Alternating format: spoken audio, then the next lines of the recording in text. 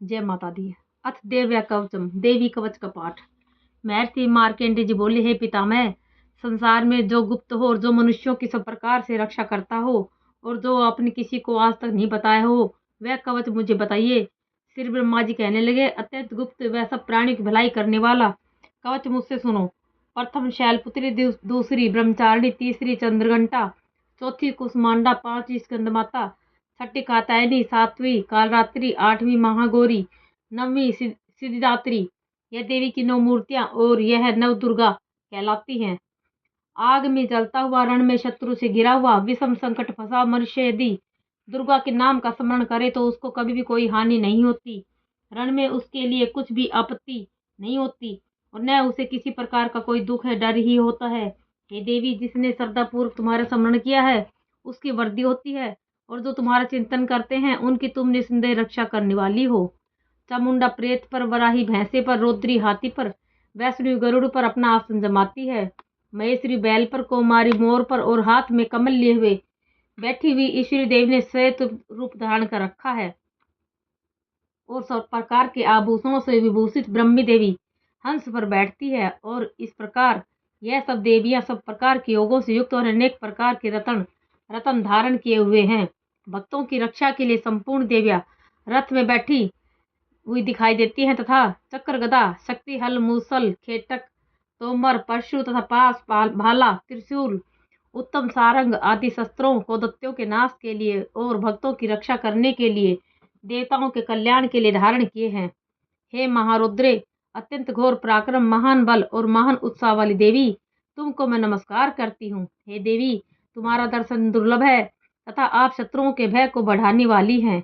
हे जगदम्बिके, मेरी रक्षा करो। पूर्व दिशा में इंद्री मेरी रक्षा करे, अग्नि कोण में मेरी अग्नि शक्ति रक्षा करे, दक्षिण में वराही देवी, नैऋत्य कोण में खड़ग धारणी देवी मेरी रक्षा करे, वारुणी पश्चिम दिशा में वायु कोण में मृग वाहिनी, उत्तर में कौमारी और ईशान में शूल धारणी देवी मेरी रक्षा करे।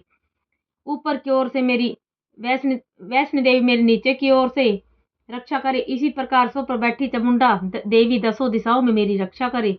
जया देवी आगे, विजया देवी पीछे की ओर, अजिता बाई और अपराजिता दाई ओर से मेरी रक्षा करे।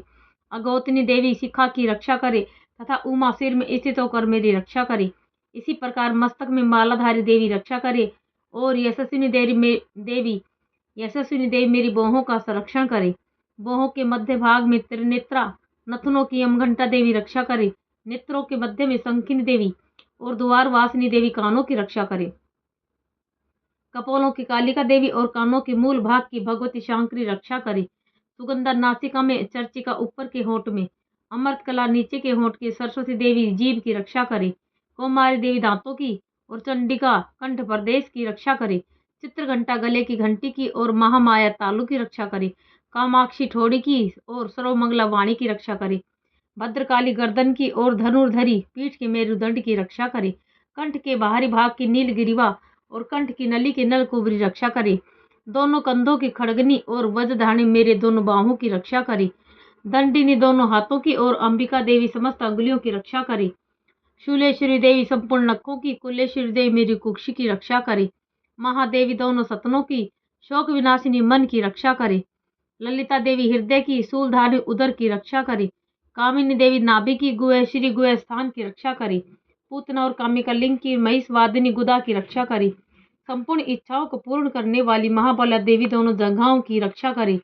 विंध्यवासिनी दोनों घुटनों की और तैसी दोनों पांवों की, पृष्ठभाग की और श्रीधरी पांवों की अंगुलियों की, स्थलवासिनी तलुओं की, दृष्टा करालिनी देवी नखों की, उद्रुकेशनी केशों की, बागेश्वरी वाणी की रक्षा करे। रोमवलियों के छिद्रों की कुबेरी और त्वचा की बागेश्वरी देवी रक्षा करे। पार्वती देवी रक्त, मज्जा, वसा, मांस, हड्डी की रक्षा करे। काल रात्रि आंतों की रक्षा करे। मुक्तेश्वरी देवी पित्त की और पद्मावती कमल कोष की, चूड़ामणि कफ की रक्षा करे। ज्वालामुखी नसों के जल की रक्षा करे। अभेदा देवी शरीर के सब जोड़ों की रक्षा करे। ब्रह्माणी मेरे वीर्य की, क्षत्रिय श्री छाया की और धर्मधारिणी मेरे अहंकार, मन, बुद्धि की रक्षा करे। प्राण, अपान, समान, उदान और वैन की वज्रहस्ता देवी रक्षा करे। कल्याण शोभना मेरे प्राण की रक्षा करे। रस, रूप, गंध, शब्द और स्पर्श इन विषयों का अनुभव करते समय योगिनी देवी मेरी रक्षा करे तथा मेरे सत्वगुण, रजोगुण, तमोगुण की रक्षा नारायणी देवी करे। आयु की रक्षा बराही देवी करे। वैष्णवी धर्म की तथा चक्रिणी देवी मेरे यश कीर्ति लक्ष्मी धन विद्या की रक्षा करे। इंद्राणी मेरे शरीर की रक्षा करे और हे चंडिके आप मेरे पशुओं की रक्षा करिए। माँ लक्ष्मी मेरे पुत्र पुत्रियों की रक्षा करे, पोते पोती दोहित दोहितियों की रक्षा करे और भैरवी मेरे पति पत्नी की रक्षा करे। मेरे पथ की सुपथा तथा मार्ग की क्षमा करे देवी रक्षा करे।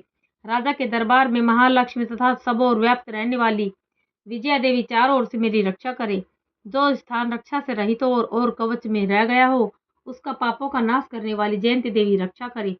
अपना शुभ चाहने वाले मनुष्य को बिना कवच के एक पग भी कहीं नहीं जाना चाहिए, क्योंकि कवच रखने वाला मनुष्य जहाँ जहाँ भी जाता है वहाँ वहाँ उसे अवश्य धन लाभ होता है तथा विजय प्राप्त करता है।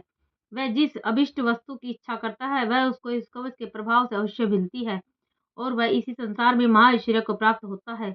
कवचधारी मनुष्य निर्भय होता है और वह तीनों लोकों में माननीय होता है। देवी का यह कवच देवताओं के लिए भी कठिन है। जो नित्य प्रति नियम पूर्वक तीनों संध्याओं को श्रद्धा के साथ इसका पठन और पाठन करता है उसे देव शक्ति प्राप्त होती है। वह तीनों लोकों को जीत सकता है तथा अकाल मृत्यु से रहित होकर 100 वर्षों तक जीवित रहता है।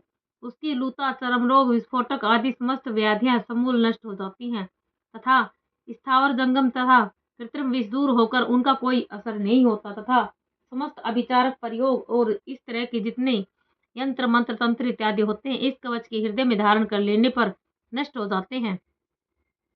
इसके अतिरिक्त पृथ्वी पर विचरने वाले भूचर नवचर जलचर प्राणी उपदेश मात्र से सिद्ध होने वाले निम्न कोटि के देवता जन्म के साथ प्रकट होने वाले देवता कुल देवता कंठमाला आदि डांकिनी शांकिनी अंतरिक्ष में विचरने वाली अत्यंत बलवती भयानक डांकिनी ग्रह भूत यक्ष गंधर्व राक्षस ब्रह्म राक्षस बैताल कुष्मांड और भैरव आदि अनिष्कारक देवता भी इस मनुष्य को जिसने कि अपने हृदय में कवच धारण किया हुआ है देखते ही भाग जाते हैं।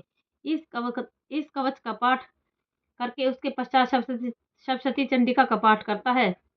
जो मनुष्य इस कवच का पाठ करके उसके पश्चात सप्तशती चंडिका का पाठ करता है वह उसका यश जगत में विख्यात होता है और तथा वन पर्वत तथा कानन आदि इस भूमंडल पर स्थित हैं तब तक यहाँ पुत्र पौत्र आदि संतान परंपरा बनी रहती है और फिर देहांत होने पर ऐसा मनुष्य परम पद को प्राप्त होता है जो देवताओं के लिए भी कठिन है और अंत में सुंदर रूप को धारण करके भगवान शंकर के साथ आनंद करता हुआ परम मोक्ष प्राप्त होता है। जय माता दी।